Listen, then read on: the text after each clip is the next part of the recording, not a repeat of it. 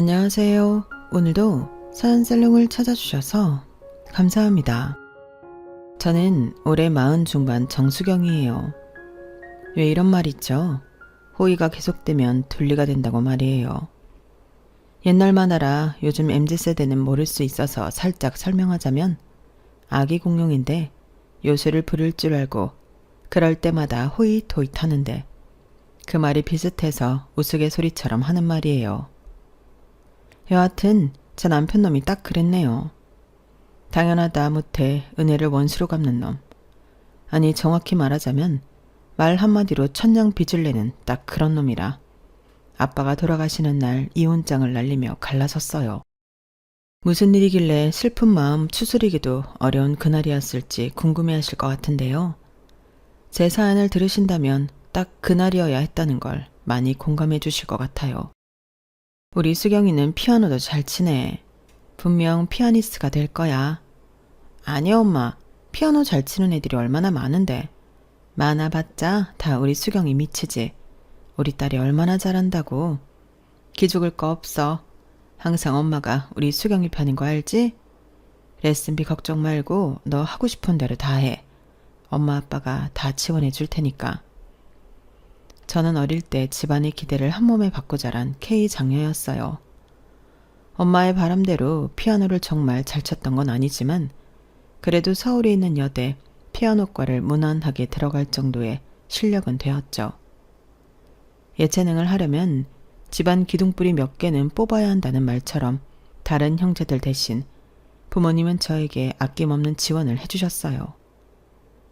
피아노 레슨은 기본이고 콩쿠르, 마스터 클래스, 입시 때는 대학 교수님 과외까지 하나도 빠짐없이 다 시켜주셨죠. 그 덕분에 좋은 여대에 들어갈 수 있었고 자연스럽게 결혼을 한다면 저보다 더 조건 좋은 사람이라고 생각했던 것 같아요. 솔직히 말하면 제 학벌보다 못한 사람을 만나본 적 없을 정도로 결혼은 사랑보다 부모님 기대를 저버리지 말아야 하는 하나의 숙제처럼 느껴지기도 했거든요. 장녀의 의무감이라고 해야 할까요? 부모님이 저에게 투자해 주신 만큼 보답해야 한다는 생각이 늘 머릿속에 있었던 것 같아요. 그러던 중 지금의 남편을 만났어요. 대학 선배 언니가 자기 회사에 다니는 사람이라며 소개해준 소개팅이었는데 처음 봤을 때 인상이 참 좋았어요. 잘생긴 외모도 그렇고 어딘지 모르게 당당하고 자신감 있는 모습이 마음에 들었거든요. 제가 키가 큰 편이 아니라 나오시는 분이 저보다 크면 어쩌나 걱정했어요. 그런데 우리 키 차이 딱 좋지 않아요? 남편은 170cm 정도였는데 남자 평균 키보다 조금 작은 키였지만 당당하더라고요.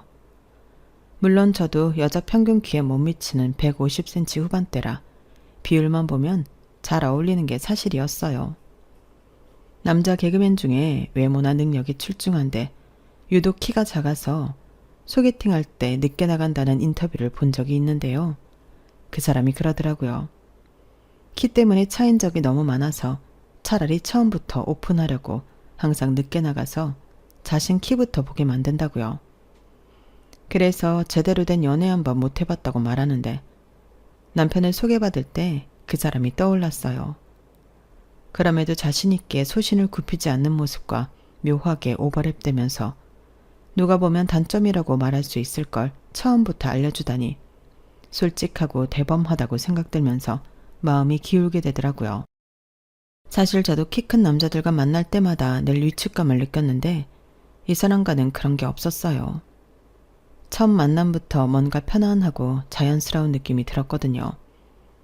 대화도 잘 통했고 유머 감각도 있어서 시간 가는 줄 몰랐어요. 저는 마포구 쪽에 살았는데 남편에게 거주지를 물어봤더니 대치동이라고 하더라고요. 그 순간 솔직히 마음속으로 오 했어요. 강남이잖아요. 원래 집이 부자라기보다는 그쪽에 오래 살아서 집값이 뛴 케이스라고 했지만 그래도 억대의 집이라는 사실도 저에겐 호감을 주기 충분했죠. 남편은 외동이었고 홀어머니와 지내고 있다고 했는데 제가 너무 앞서갈 수 있지만 어쨌든 나중에 일부 목도 있다고 생각하니 배우자감으로 이만한 사람이 없다고 생각했어요. 계산적이라고 말할 수 있지만 남녀가 사랑 하나만으로 살 수 없는 세상이니 이것저것 생각해보는 건 당연하지 싶었고요. 게다가 남편은 대기업 계열사에서 카드 관련 업무를 한다고 했기에 안정적인 직장에 강남 집까지 조건으로는 나무랄 데가 없다고 생각했어요. 오늘 정말 즐거웠어요. 시간이 이렇게 빨리 갈 줄 몰랐네요. 저도요. 처음엔 좀 긴장했는데 편하게 얘기할 수 있어 좋았어요. 주말에 뭐 하세요? 영화 보러 갈래요? 이번 주에 개봉한다는 영화 벌써 재밌다고 평이 좋더라고요. 저도 봤어요. 그럼 어디서 몇 시에 만날까요? 남편도 제가 마음에 들었는지 첫 소개팅에서 애프터 신청을 받았고 그 후로 자연스럽게 만남이 이어졌어요. 만날 때마다 대화도 잘 통하고 성격도 잘 맞는 것 같았는데 특히 남편이 저를 대하는 태도가 정말 좋았어요. 배려심도 있고 데이트 코스도 알아서 잘 짜주고 뭔가 믿음직스러운 느낌이 들었거든요. 모든 조건이 제가 원하던 대로였고 이 사람이라면 부모님께도 당당하게 소개할 수 있겠다는 생각이 들기 시작했어요. 그때는 정말 완벽한 남자를 만났다고 생각했거든요. 외모, 성격, 직장, 집 모든 게 제가 바라던 이상형이었으니까요. 그런데 2달쯤 사귄 후에 우연히 충격적인 사실을 알게 됐어요. 남편이 한 번도 대학 이야기를 안 해서 궁금했거든요. 남자들은 대부분 첫 만남에서부터 자기 대학 자랑하기 바쁜데 이 사람은 전혀 그런 게 없었어요. 참 궁금한 게 있는데 물어봐도 돼? 뭐든지. 뭐가 궁금한데? 자기 대학은 어디야? 대학이나 동기들 이야기 한 번도 안 하니까 혹시 사이가 안 좋나 싶어서. 대학? 나 대학 안 나왔는데? 어? 대학을 안 나와? 나 고등학교 졸업하자마자 여기 취업해서 지금까지 다니는 거야. 정말 하늘이 무너지는 것 같았어요. 고졸이라니. 어떻게 대기업 계열사에 다닐 수 있을까 싶어서 자세히 물어봤더니 공고 졸업 후 바로 취직한 케이스였어요. 비정규직에서 시작해서 지금은 정규직으로 전환됐다고 했지만 정확하게 말하면 정년이 보장되는 비정규직이었죠. 순간 머릿속이 하얘졌어요. 지금까지 쌓아왔던 모든 환상이 한순간에 무너지는 느낌이었어요. 그런데 이미 2달 정도 사귄 후였어요. 헤어진다는 건 상상도 하지 못했죠. 모두들 아시겠지만 초기 몇 달이 가장 불꽃 튀는 시기잖아요. 감정이 깊어진 상태에서 이런 걸 알게 되니까 정말 복잡했어요. 그런데 사람 마음이라는 게 참 이상해요. 모든 조건이 마음에 든다고 생각했는데 제가 생각했던 조건에 딱 하나 못 미친다고 이 사람이 완전히 다르게 보이기 시작하는 거예요. 소위 색안경을 끼고 본 거죠. 예전에는 당당해 보이던 모습이 허세로 보이기 시작했고 자신감 있던 모습이 오히려 건방져 보이기까지 하더라고요. 당신 그런 식으로 말하면 정말 기분 나빠. 뭐가 기분 나빠? 내가 틀린 말 했어? 아니 그런 게 아니라 말하는 방식이 너무 직설적이잖아. 꼭 그렇게까지 말해야 해? 돌려 말하면 알아들어? 서로 오해만 생기고 또 싸우게 되는데 그래도 최소한 배려는 있어야지. 배려? 너도 나한테 배려 안 하면서 나한테만 요구해? 내가 언제? 지금도 그렇고 맨날 나한테만 맞추라고 하잖아. 이 남자는 정말 고집이 있었어요. 저도 한 성격 하는데 제 고집을 완전히 꺾을 정도로 말이에요. 싸우기도 정말 많이 싸웠어요. 하지만 신기하게도 그때마다 더 깊은 이야기를 하게 됐었는데 그때마다 서로의 과거, 가치관, 앞으로의 꿈까지 모든 걸 털어놓게 되더라고요. 그러면서 점점 서로를 이해하게 됐죠. 고졸이라는 사실이 처음엔 충격이었지만 그 사람의 노력하는 모습이나 성실한 면을 보면서 마음이 조금씩 바뀌기 시작했는데 그러다 보니 어느새 결혼 이야기가 나오고 있었고 정신 차리고 보니까 이미 예식장 계약서에 사인하고 있더라고요. 인생 한 치 앞도 예측할 수 없다더니 절대 고졸과는 만나지도 않겠다고 다짐했던 제가 고졸과 결혼하게 된 거예요. 물론 고졸을 비하하거나 차별하려는 게 아니에요. 단지 제가 자란 환경과 장녀로서의 의무감 때문에 그런 생각을 했었다는 점만 이해해 주셨으면 하는 바람으로 들어주셨으면 해요. 여하튼 그렇게 신혼생활이 시작되었고 저희 친정 부모님은 결혼 후에도 저에 대한 지원을 아끼지 않으셨어요. 남편 어머니가 강남에 사시긴 했지만 현금이 많지 않았기에 결혼할 때 이렇다 할 지원을 해주시지 못했거든요. 빌라에서 신혼집을 시작한다고? 그 사람 직장과 조금이라도 가까운 데 가려면 그 동네가 딱이더라고. 아빠가 도와줄게. 아파트 알아봐. 괜찮아. 딸 시집 보내면 기둥불이 뽑힌다는데 우리 집 기둥 이미 나 대학 보낼 때 뽑았잖아. 마음만 받을게. 고마워 아빠. 우리 큰딸 시집 보내는데 이 정도도 못해주면 아빠가 뭐하러 있어? 매매는 못해주지만 전세자금 정도는 해줄 수 있으니까 잔말 말고 아빠가 시키는 대로 해. 고생하는 거 보기 싫다고 결국 아빠가 전세자금을 지원해 주셨고 아빠의 그런 결단이 고마우면서도 마음 한구석은 무거웠어요. 기혼이 된다는 게 독립을 의미한다고 믿었기에 부모님 손을 계속 빌리는 게 민망했거든요. 하지만 아빠의 그 말, 내 딸 고생시키기 싫다는 그 한마디에 마음이 무너졌죠. 그때 남편이 모은 돈이 7천이었는데 그걸로 가전 가구 사고 신혼여행까지 다녀오게 되었어요. 그래도 알뜰하게 모은 남편을 보고 사람 하나는 잘 골랐다고 친정아빠는 칭찬해 주셨어요.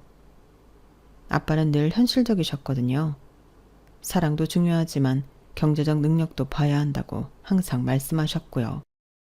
남편이 고졸이라는 걸 알았을 때도 학력보다는 성실함이 더 중요하다며 오히려 저를 다독여 주셨는데 아빠는 참 단단한 분이셨어요. 세상이 정한 기준보다는 사람 자체를 보고 판단하셨고 저한테도 늘 그런 시선을 가르쳐 주셨죠. 그런 아빠의 인정을 받은 남편을 보며 그땐 진심으로 이 사람과 잘 살아갈 수 있겠다고 믿었어요. 그런 아빠가 전세자금을 주셔서 서울 끝자락에 24평 복도식 아파트에서 신혼생활을 시작하게 되었어요. 빌라에 비해 깔끔하게 정리된 단지 내에서 생활을 할 수 있다는 게 생각보다 큰 행복으로 다가오면서 남편도 처음엔 쑥스러워했지만 고마워하며 친정 부모님에게도 잘하려고 안부 전화를 자주 하는 듯 노력하는 게 보였어요. 그때는 정말 단란한 신혼부부였죠. 소박한 저녁 밥상 하나에도 고맙다며 웃던 우리. 주말엔 공원에서 아이스크림 하나 들고 산책하며 나눈 대화들이 아직도 기억나요. 당시엔 그렇게 사소한 일들이 우리 부부의 행복을 완성해준다고 믿었어요. 얼마 지나지 않아 큰딸이 태어났는데 그때도 부모님의 지원은 계속됐어요. 침대나 장롱 같은 것들을 구매해 주시며 큰딸 방을 꾸며주실 정도로 장녀 사랑이 특출났거든요. 엄마는 말없이 살림 도와주셨고 아빠는 손주에게 필요하다 싶은 물건은 직접 인터넷으로 찾아 주문까지 하셨어요. 첫 아이를 낳고 허둥대는 저에게 든든한 뒷배가 되어주셨죠. 정말 복받은 딸이라는 생각이 들었어요. 아빠, 갓난쟁이가 이렇게 큰 침대가 뭐 필요 있다고. 이 책상은 또 뭐야? 할아버지 선물이지 뭐긴 뭐야. 애 크는 거 순간이고 필요할 때 사라면 막상 비싸지니 미리미리 사두면 이득이지 뭘 그래? 항상 그런 식이었어요. 당신 딸 고생하는 거 싫다고 큰돈 나가는 건 서슴없이 대신 먼저 사용해 주셨고 덕분에 외벌이었지만 풍족하게 살 수 있었던 것 같아요. 물론 남편과 저는 고마운 마음이 있었고 남편도 우리 부모님에게 정말 잘했어요. 그동안 한 번도 호텔 레스토랑에 모시고 갈 생각을 못했는데 비싸서 엄두도 못 냈거든요. 5만 원 정도 하는 곳들을 모시고 간 적은 있어도 그 이상은 저도 가보지 못했으니까요. 그런데 대기업 계열사 다니는 남편 덕분에 초대권이 나와서 부모님을 모시고 호텔 레스토랑에 가보기도 했어요. 부모님이 얼마나 좋아하셨는지 몰라요. 특히 아빠가 사위 덕에 좋은 데 구경한다며 흐뭇해 하실 땐 정말 결혼 잘했다는 생각을 했죠. 평생 자식 뒷바라지하느라 외식도 제대로 못했던 부모님이 양복 입고 와인잔을 드시는 모습을 보는데 뭉클했어요. 그렇게 당당하게 부모님을 모신 순간 저도 어른이 된 기분이었죠. 그렇게 남편이 친정 부모님께 효도하려고 노력하는 모습도 고마웠고 부모님도 사위를 정말 아껴주셨으니 이 모든 게 완벽해 보이고 행복했던 시기였어요. 우리 이사 가자, 경기도로. 거기로 가면 당신 회사가 멀어지는데 괜찮아? 집이 멀어져도 애들 커가는데 계속 전셋집 이사 다닐 수 없는 노릇이고, 집을 사면 집값도 오르니까 오히려 이득이잖아. 그렇게 결혼 생활을 하다 보니 집도 사게 됐어요. 둘째도 출산하고 얼마 지나지 않아 더 큰 집이 필요했던 우린 결국 김포 신도시의 아파트를 구매해서 이사를 하게 됐었거든요. 계약서에 사인하던 그날 괜히 뭉클했어요. 이제 우리 가족만의 보금자리가 생겼다는 게 실감나더라고요. 그 순간만큼은 서로 눈빛만 봐도 통하는 그런 사이 같았어요. 우리가 이만큼 왔다는 자부심도 있었고요.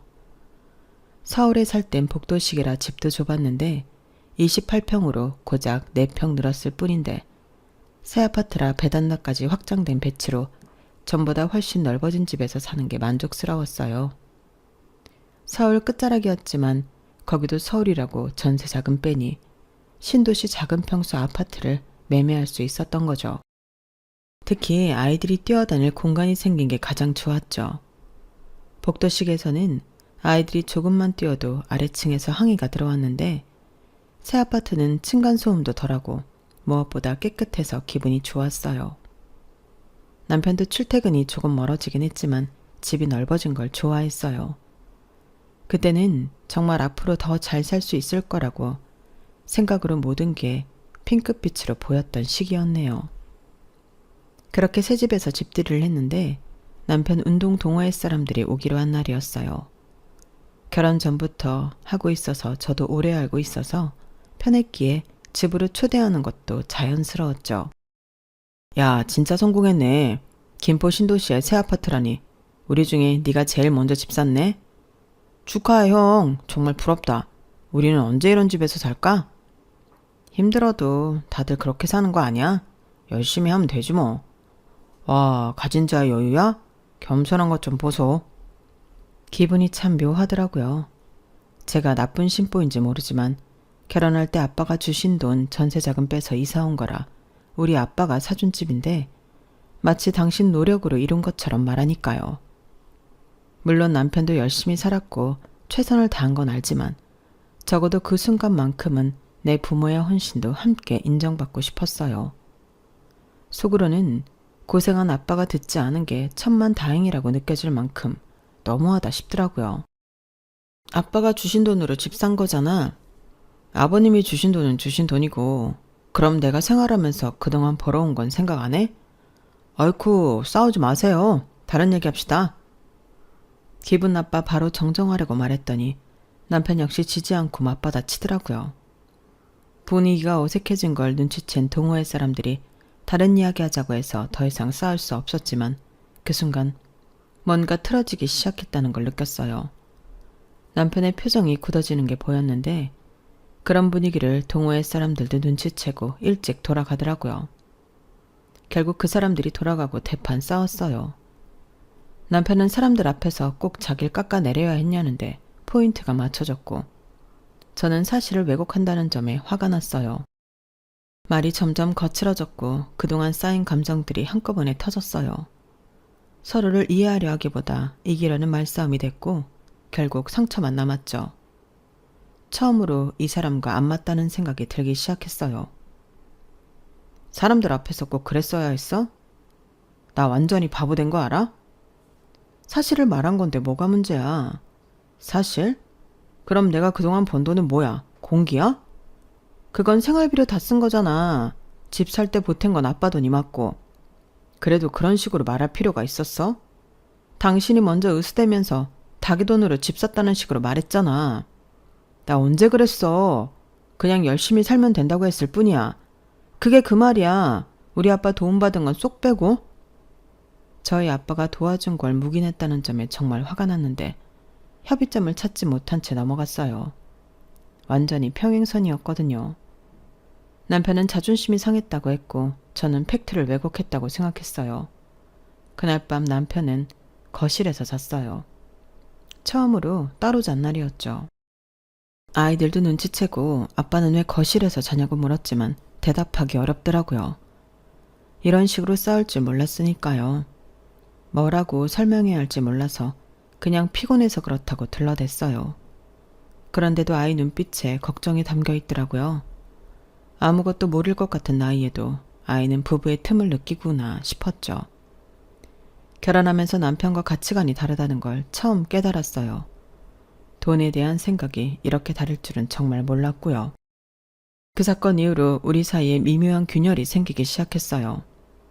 겉으로는 평범한 부부처럼 지냈지만 뭔가 어색한 기류가 흘렀죠. 특히 돈과 관련된 이야기만 나오면 서로 예민해졌어요. 이번 달 카드값 좀 많이 나왔네. 뭘 이렇게 많이 샀어? 아이들 옷이랑 생필품 샀는데 왜? 그냥 물어본 건데 뭘 그렇게 예민하게 받아들여. 예민한 게 아니라 뭔가 추궁하는 느낌이라서. 추궁? 내가 언제 추궁했어? 말투가 그렇다고. 아주 사소한 것도 서로 신경 쓰게 됐어요. 전에는 그냥 넘어갔을 일들도 이제는 민감하게 반응하게 됐죠.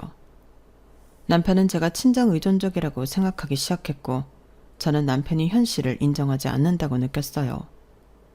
아이들 앞에서는 티 내지 않으려고 노력했지만 부부 사이의 온도차는 점점 벌어져 갔어요. 예전에는 저녁에 함께 TV 보면서 이런저런 이야기를 나눴는데 이제는 각자 핸드폰만 보게 됐어요. 대화도 필요한 것들 위주로만 하게 됐고 농담이나 장난도 현저히 줄어들었죠. 이런 식으로 살아가는 게 맞나 싶었지만 어떻게 풀어야 할지 모르겠더라고요. 서로에게 기대는 법을 잊은 것 같았어요. 같은 공간에서 살아도 마음은 점점 다른 방향으로 흘러가고 있었고 어느새 우리는 그걸 자연스럽게 받아들이고 있었어요. 마치 처음부터 그랬던 것처럼요. 그렇게 지내는 어느 날 엄마한테 연락이 왔어요. 아빠가 요즘 계속 살이 빠져서 병원에 갔다가 혈액암 말기라는 판정을 받았다고 하더라고요. 평소와 다를 바 없이 웃고 식사하시던 모습이 아직도 생생한데 그렇게 순식간에 달라질 수 있다는 사실이 너무 무섭고 믿기지 않았어요. 솔직히 저는 폭삭 속았수다 드라마에서 관식이가 혈액암이라는 소리를 들었을 때 어떻게 그걸 모른다고 했었는데 막상 겪어보니 진짜 모르고 갑자기 판정받는 상황이 생길 수 있다고 생각했어요. 갑자기 그게 무슨 말이야? 살이 좀 빠지긴 했어도 식사 잘 하셨잖아. 내 말이 그 말이야. 그냥 컨디션이 안 좋은 거라고만 생각했는데. 너무 익숙했던 아빠의 존재가 조금씩 사라지고 있다는 걸 뒤늦게 느꼈어요. 그동안 괜찮겠지 하며 남겼던 사소한 변화들이 왜 그렇게 아프게 느껴지는지 모르겠더라고요. 의사 선생님 말씀으로는 혈액암은 특정 부위가 아픈 게 아니라 여러 장기가 조금씩 제 기능을 못하거나 약한 장기부터 반응이 오기 때문에 피곤하거나 요즘 좀 이상한 애 정도로 잠식되니까 예민한 사람이나 평소 건강관리를 하는 사람이 아니면 알아차리기 쉽지 않다고 하셨어요. 그래서 대부분의 환자들이 늦게 발견되는 경우가 많다고 하더라고요. 아빠도 단순히 나이 때문에 체력이 떨어진다고만 생각하셨던 거죠. 혈액암 말기래. 이제 어떡하지? 엄마, 진정하세요. 우선 병원에서 어떻게 하자고 했어요? 말기면 치료법은? 설마 얼마 안 남았다고 하신 건 아니죠? 치료를 해보자고 하는데 아빠가 너무 힘들어해. 한다고 사실 이렇다 하게 달라질 것도 없대고 환자 의지라는데 오히려 병명을 몰랐다면 더 건강하게 짧은 삶이라도 사실 수 있었을지 모르지만 병명을 아는 순간 아빠는 타임랩스를 타신 듯 폭삭 늙기 시작하셨어요. 병실에 누워 계신 아빠를 바라보는 순간마다 시간이 도려내듯 흘러갔어요. 어쩌면 병보다 더 잔인한 건 이제 곧이라는 그 무기력한 기다림이었는지도 모르겠어요. 병원에 입원해서 치료를 시작했지만 사실 혈액암은 강하게 치료할 수도 없대요. 어느 한 장기가 문제라면 하다못해 떼어내면 살 수 있지만 혈액은 온몸을 도니까 강한 약을 사용할 수도 없는 거였죠. 의사 선생님, 아버지 상태가 어떤가요? 솔직히 말씀드리면 많이 진행된 상태입니다. 이대로라면 준비하셔야 할 것 같습니다. 평생 건강하셨던 아빠가 며칠 사이에 완전히 다른 사람이 되신 것 같았어요. 걸음걸이도 느려지시고 말씀하실 때도 힘이 없으셨거든요. 아빠는 모든 상황을 인지하시고 어차피 얼마 못 사시는데 병원이 아니라 집에서 편히 쉬다 가고 싶다고 하셨어요. 그 말을 들은 엄마는 계속 울기만 하시고 안 되겠다고 생각한 저는 우리 집으로 모시고 오게 되었어요. 엄마의 어깨는 점점 작아지고 있었고 저는 자식으로서 단단해져야 한다는 생각 외엔 아무것도 떠오르지 않았어요. 눈물보다 행동이 필요한 순간이었죠. 아빠한테 받은 것만 있는데 이렇게 갑자기 아빠를 떠나버린다면 계속 후회할 것 같았거든요. 엄마가 정신을 차리지 못하고 있으니 아빠를 돌보려면 제가 더 낫겠다고 생각한 점도 있었고요. 평생 저를 위해 살아오신 아빠인데 마지막 순간만큼은 제가 곁에 있어드리고 싶었어요.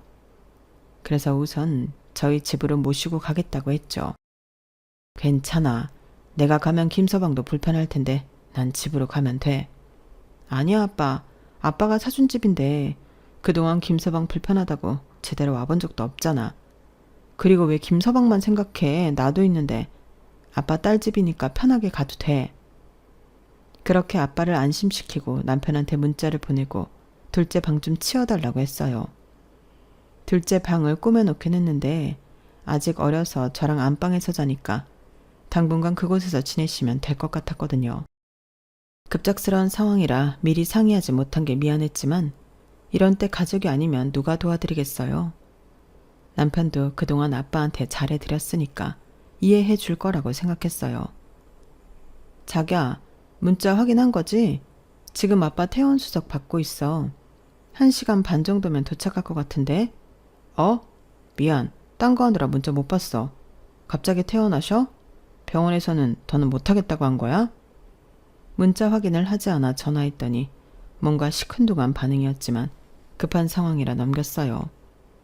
그리고 아빠랑 집에 왔는데 남편 표정이 별로 반기지도 않고 그렇다고 걱정하는 것은 더더욱 아니더라고요. 아빠를 보는 둥 마는 둥 형식적으로 가볍게 목례만 하더니 안방으로 들어가 버리더라고요. 신경 쓰였지만 우선 아빠를 쉬게 해드리고 싶어서 둘째 방에 뉘어드리고 나왔어요. 아빠가 누우시면서도 남편이 하는 걸 봤으니 신경이 쓰이셨는지 미안하다는 말씀을 계속 하시는데 가슴이 너무 아팠어요. 방 안에 누우신 아빠의 모습을 바라보니 마음이 복잡했어요. 저 공간이 아빠에게 평안한 안식처가 되어야 하는데 남편의 냉랭한 태도 때문에 그마저도 미안해지는 건 오히려 저였거든요. 아빠가 미안할 게 뭐가 있어. 김서방 때문에 그래? 저 사람 회사 일 때문에 좀 예민하다고 했는데 그새 또 한 소리 들었나 봐. 아빠 때문에 그런 거 아니니까 괜히 나 속상하게 미안하단 소리 하지 마. 그래 알았어. 많이 움직였더니 좀 피곤하네. 한숨 좀 잘게. 좀 쉬어. 저녁 되면 깨우러 올게. 평생 가족을 위해 희생하신 분이 왜 미안해 하시는지. 어린 시절 제 손을 잡고 등굣길을 함께 해주던 그 손이 이제는 힘없이 떨리고 있었어요. 그렇게 강해 보이던 아빠가 작아지는 모습이 너무 낯설고 슬펐습니다. 사위 눈치를 보는지 이해하지도 못하겠고 이 상황이 서운했어요. 더군다나 방 정리도 대충 되어 있었고 남편이 별로 신경 쓰지 않았다는 게 티가 났어요. 그래도 급한 대로 아빠를 모셨으니 다행이라고 생각했죠. 하지만 남편의 차가운 반응이 계속 마음에 걸렸어요. 작은 방에서 나오니 안방문이 열리더니 이야기 좀 하자며 손짓을 하더라고요. 왜? 무슨 말 하려고 안방까지 오래? 별로 좋은 이야기 아니니까 장인이 들어서 좋을 거 없잖아. 가뜩이나 요즘 너랑 이야기만 하면 큰소리 나는데 괜찮아? 네가 상관없으면 거실에서 이야기해도 난 상관없어. 들어가자마자 빈정대는 말투로 사람 속을 긁는데 진짜 한숨부터 나오더라고요. 뭐라고 대꾸해야지 싶다가도 남편이 말하는 태도 괜히 큰 소리라도 나면 작은 방에서 주무시는 아빠 깰 테고 더 불편해하실 거라는 게 머릿속에 그려졌어요. 그러다 보니 이렇다 할 대꾸도 못한 채 가만히 서 있을 수밖에 없었죠. 이런 이야기 하자고 불렀어? 설마 내가 이런 시답잖은 이야기 하자고 불렀겠냐? 그럼 뭔데? 빙빙 돌리지 말고 말해. 나 아빠 저녁 식사 준비해야 하니까. 집이 없으신 것도 아니고 왜 집 놔두고 여기 오셨대? 그 순간 머리를 한 대 맞은 것 같았어요. 부모님이 아픈데 자식이 모시고 오는 게 이렇게 큰일이 난 것처럼 호들갑 떨 일인가 싶더라고요. 반대로 시어머니가 아프시면 그래도 이런 말이 나왔을까 싶었죠. 무슨 말이야? 어머니가 아프셔도 당신 그렇게 말할 거야?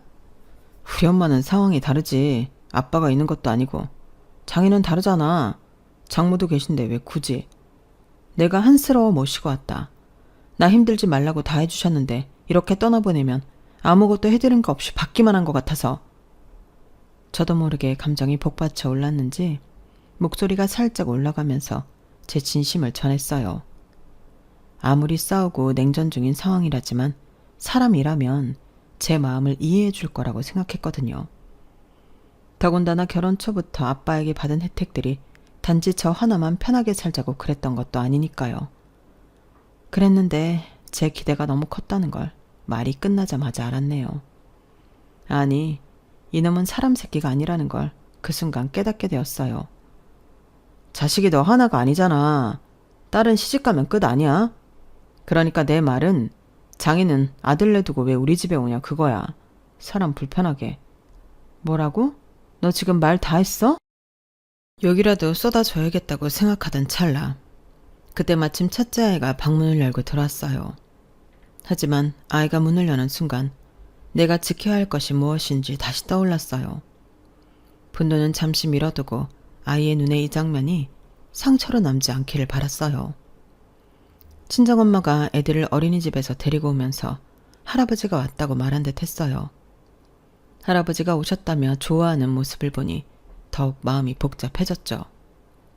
하지만 오히려 마음이 더 차분해지더군요. 말이 통해야 싸우기라도 할 텐데 멍멍 짖어대는 개놈의 새끼랑은 더 이상 말을 섞어봤자 혈압만 오르고 아무짝에도 쓸모없다는 게 그 순간 머릿속을 스쳤거든요. 그럼 넌 왜 장인이 사준 집에서 사냐? 그래서 흐지부지한 여러 말들을 다 제거하고 본론만 이야기했어요. 사실 딱 하나, 그거 하나면 된다고 생각했으니까요. 지금까지 우리 아빠 도움받고 살면서 그런 말할 자격 있어? 그건 그거고 이건 이거지. 주셨으면 끝 아니야? 이게 장인 명예도 아니고 내 명인데. 오히려 당당하게 나오는 그 인간을 보고 곧바로 한 맺힌 복수를 시작했어요. 그동안 억눌려온 분노, 외면당했던 서러움, 혼자 감당해야 했던 모든 짐들이 그 순간 한 줄로 이어졌어요. 이제는 나를 지키기 위해서라도 끝까지 가보려고 다짐했네요. 3개월 후 결국 아빠가 돌아가셨어요. 저희 집에서 몇 주 묘시다가 엄마랑 지내고 싶다고 하셔서 본가로 들어가셨고 거기서 계시다가 하늘나라로 가셨죠. 그 3개월 동안 정말 많은 일이 있었어요. 매일 아침이 조심스러웠고 매일 밤은 무겁게 가라앉았어요. 아빠의 기침소리 하나에도 잠이 깨고 불 꺼진 방 안에서 얼마나 많은 상상을 했는지 몰라요. 아빠는 점점 말수가 줄어드셨지만 가끔 제 손을 잡고 미안하다는 말씀을 하시는데 저는 그때마다 아무 말 없이 아빠 손을 꼭 잡았어요. 그 따뜻한 손을 놓고 싶지 않았어요. 눈물이 나도 참았고 마음이 무너져도 내색하지 않았어요. 그 순간이 아빠와의 마지막일 수 있다는 걸 알고 있었거든요. 그 손엔 늘 굳은 살이 박혀 있었어요. 어린 시절 아빠가 제 손을 잡고 시장 골목을 걸어가던 기억이 떠올랐죠. 그 작은 손 안에 담긴 삶의 무게를 이제야 느꼈다랄까요? 아빠의 손은 마지막까지 따뜻했고 그 따뜻함이 지금도 제 마음속에 남아있어요. 말보다는 그 온기가 더 소중했거든요. 남편은 그 3개월 내내 아빠를 피하는 듯 지냈어요. 일찍 나가서 늦게 들어오고 집에서도 아빠와 대화를 거의 하지 않았죠. 사람이 이렇게까지 무관심할 수 있구나 싶었어요. 그가 말없이 피해갈수록 제 마음은 점점 벽처럼 굳어졌어요. 이해를 구하는 건 사치라는 걸 깨달았죠. 아빠도 그런 남편의 태도를 눈치채셨을 거예요. 그래서 더 미안해하시고 결국 본가로 돌아가시겠다고 하신 것 같아요. 마지막 날 아빠가 제게 하신 말이 아직도 귀에 생생해요. 수경아, 너 혼자 힘들어도 꿋꿋하게 잘 살아라. 그 말씀을 마지막으로 아빠는 이틀 뒤 편안히 돌아가셨어요. 마치 모든 걸 예상하고 계셨던 것처럼요. 마지막 그날 아빠는 한참 제 얼굴을 바라보셨어요. 아무 말 없이 그냥 조용히. 그 눈빛 안에 너무 많은 말이 담겨 있기에 도저히 직시할 수 없었어요. 너는 아빠 장례식장에 올 거 없어. 그렇게 말하곤 장례를 치르기 전 이혼장을 던졌어요. 마음속에선 이미 수없이 그 장면을 그려왔지만 실제로 건네는 순간 손끝이 떨렸어요. 하지만 후회는 없었고 오히려 묘한 해방감이 밀려왔죠. 아빠도 돌아가신 마당에 더 이상 참을 수도 없었고 참을 이유도 없었으니까요. 아빠를 그렇게 대했던 놈이 장례식에 와서 애도하는 척 연기하는 걸 상상만 해도 역겨웠어요. 장례식장은 진심이 오가는 자리여야 하잖아요. 그런데 가식과 위선으로 채워진 조문을 상상하니 아빠에게 너무 죄송했어요. 최소한 마지막 인사는 진심을 가진 사람만 올 수 있어야 했어요. 아빠를 그렇게 외면한 사람에게 그럴 자격은 없다고 생각했어요. 무슨 소리야? 내가 장인한테 좀 서운하게 했다고 복수하는 거야? 이제 와서? 회사에 부고 알려서 화환도 올 거고 회사 사람들도 올 텐데 내가 없으면 되겠어? 어떤 상황인지 알아보려고 하지도 않고 미안하다는 말은 더더욱 안 하는 그놈은 오히려 뻔뻔하게 나오더라고요. 하지만 저는 이미 마음의 준비를 마쳤고 이 순간을 위해 그동안 얼마나 눈물을 흘리며 준비를 했는지 몰라요. 변호사 상담도 미리 받고 증거도 수집하고 재산 정리도 미리 하는 등 치밀하게 움직였거든요. 앞에서도 말했지만 집들인 날 남편이 했던 말 외에도 그 시점 이상한 일들이 자꾸 생기더라고요. 차곡차곡 쌓아뒀던 신뢰가 무너지는 소리가 들렸어요. 무심한 말투, 어색한 거짓말, 바뀐 생활 패턴, 그 모든 게 어쩌면 경고였던 건지도 몰라요. 우리 형편이 막 넉넉한 건 아니지만 그렇다고 흥청망청 쓸 정도로 여유 있는 것도 아니거든요. 대출 갚을 게 없으니 외벌이로도 살 수 있었는데 애들이 커가니 안 되겠어서 전공을 살려 집에서 피아노 강습을 할 정도였으니까요. 그런데 어느 순간부터 남편이 자꾸 골프를 치더라고요. 그 무렵부터 말이에요. 이상하다 싶었는데 집들이가 있은 후 뒷조사를 했어요. 소개시켜준 지인을 통해 건너 말이에요. 그랬더니 회사에서 새로 들어온 여직원과 아슬아슬한 썸을 형성하고 있다는 말을 들었어요. 집에서는 아이들 간식값도 아끼던 사람이 밖에선 커피며 점심이며 씀씀이가 넉넉했다는 말을 들었을 땐 정말 피가 거꾸로 솟는 기분이었어요. 저는 학원 준비하느라 중고 피아노 부품도 아끼며 샀는데 저 몰래 그런 짓을 하고 있었다니 배신감이 컸죠. 부서가 달라서 몰랐는데 이미 회사 내에서도 소문이 자자했던 모양이야. 툭하면 외근 나간다고 같이 나가고 늦게 들어오고. 그 여직원은 계약직인데 대기업 정규직으로 보였던 내 남편이 탐이 났던 것 같다고. 소개시켜준 사람은 애들러 남편 편을 들더라고요.